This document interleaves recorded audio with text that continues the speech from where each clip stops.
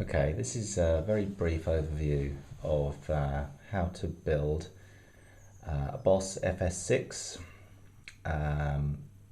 switch, external switch. I'm going to use it for my Boss RC3 looper.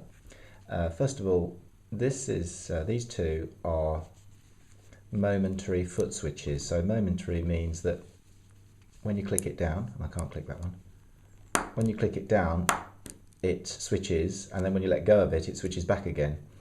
When you go to buy them, I had a look on Maplins and they say that they're either normally open or normally closed, and you can't get the ones you need for the Boss one. I'll come back to that. But actually these particular ones, I've got 6 prongs, which means that they can be configured to be either normally open or normally closed, and that's quite important for the Boss pedal, because it won't work if you get the wrong kind. These cost about £5 each.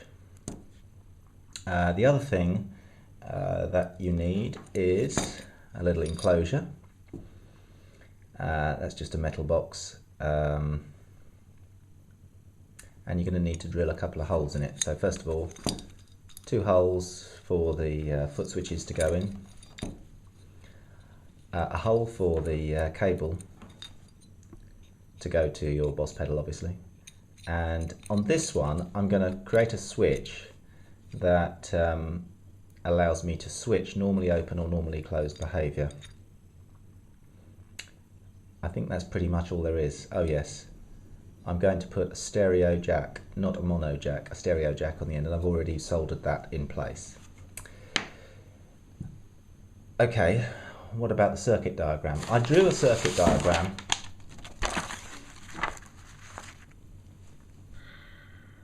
Let's try and show you the actual thing at the same time.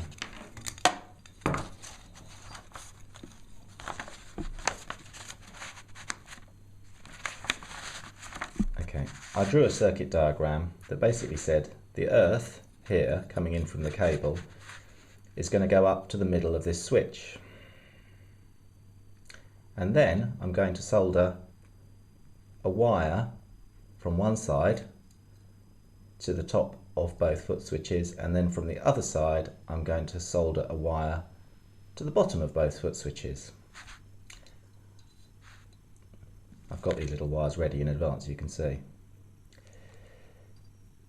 I'm then going to take one of these wires that goes to the tip and one of these wires that go to the ring and solder them to the middle pin of the switch. So 1, 2, 3 pins on each foot switch, 1, 2, 3 pins on this switchy thing here, and 1, 2, 3 pins on the other foot switch. Here's the wires. That's it. That's a circuit diagram. Pretty unprofessional one. I've also drawn a physical diagram just to help me. You can see that's pretty awful, can't you? But the physical diagram is just to help me when I'm doing it, so that I don't, when I'm physically laying out the wires, I'm less likely to make a mistake. Right, that's the introduction. I'm going to solder those things together and test it out. The enclosure now soldered up. I've attached the wires as per the circuit diagram to the 3 connectors on each of the momentary switches, and the main switch, this one here, selects between normally closed or normally open operation for the entire thing. I haven't tested it yet, so I may have to go back and do a tiny bit more soldering, but so far so good. That doesn't look too good there, I'm just looking at it. If you look at the other side, basically 2 foot switches.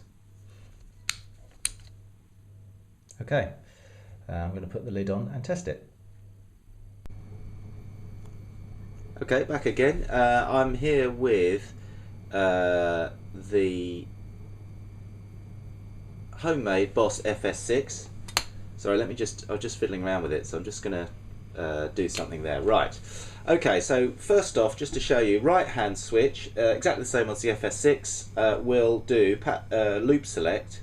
So if I tap it on the right hand side, look, we've gone up to 10. Tap it again, we've gone up to 11.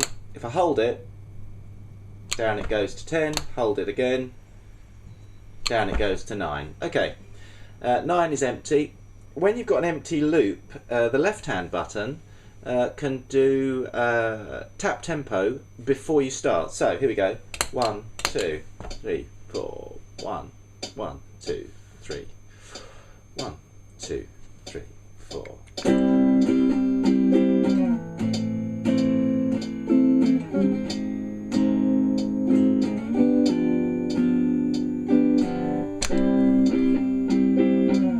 Apologies for the scrappy playing. Okay, so that's the loop going.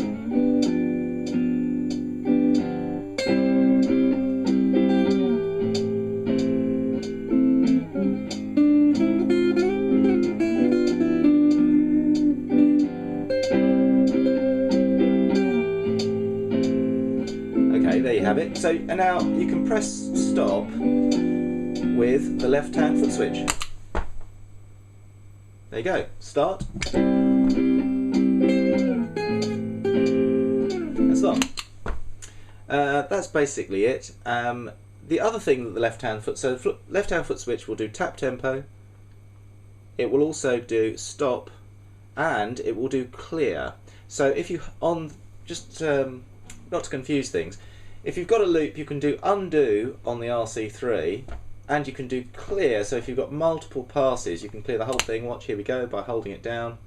You can see it flashes to CL, and if I press go, well, I won't press go because it'll just start recording. You'll hear it's completely empty. Okay, I'm going to try and post the schematic for that to help anybody if they need any help, and obviously post comments if you would got any questions about how to build that. Thanks.